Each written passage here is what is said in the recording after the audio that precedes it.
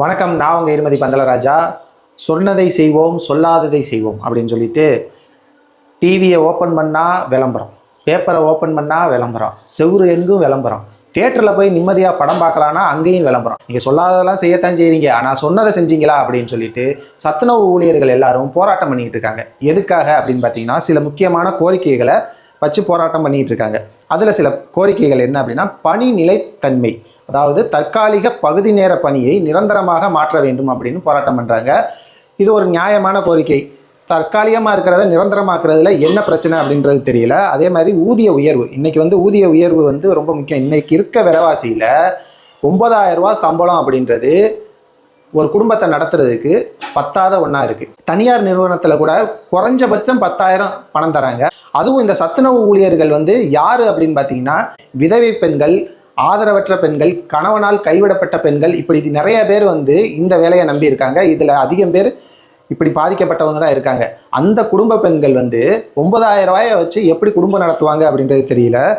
அடுத்து 3 ஓய்வூதியம், ஓய்வு பெற்ற பிறகு மாதாந்திர ஓய்வூதியம் வழங்கணும் அப்படின்றது அவங்க ஒரு கோரிக்கையாக இருக்குது. அப்புறம் அரசு ஊழியர்களுக்கு என்னென்ன சலுகை இருக்கோ அது எல்லாம் எங்களுக்கும் வேணும் அப்படின்றாங்க.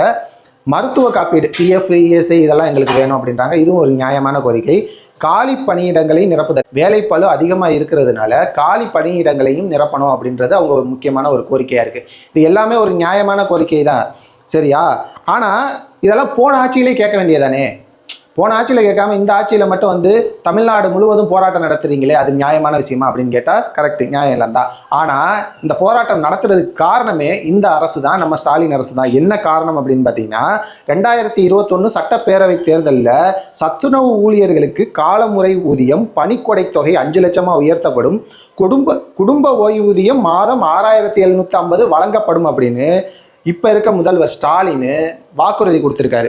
அந்த வாக்குறுதி கொடுத்து 5 வருஷம் ஆகியும் இன்னும் அந்த வாக்குறுதியை நிறைவேற்றல. நீங்கள் சொல்லாமல் இருந்தால் இப்போ யாரும் போராட்டம் பண்ண மாட்டாங்க. ஆனால் சொல்லிட்டு அதை செய்யாமல் இருந்தால் தமிழ்நாடு முழுக்க போராட்டம் பண்ண தான் செய்வாங்க. சத்துணவு ஊழியர்களோட போராட்டம் என்ன அப்படின்னு பார்த்தீங்கன்னா, சொன்னீங்களே அதை செய்யுங்க அப்படின்றது தான் அவங்களோட ஒரு போராட்டமாக இருக்குது, சரியா?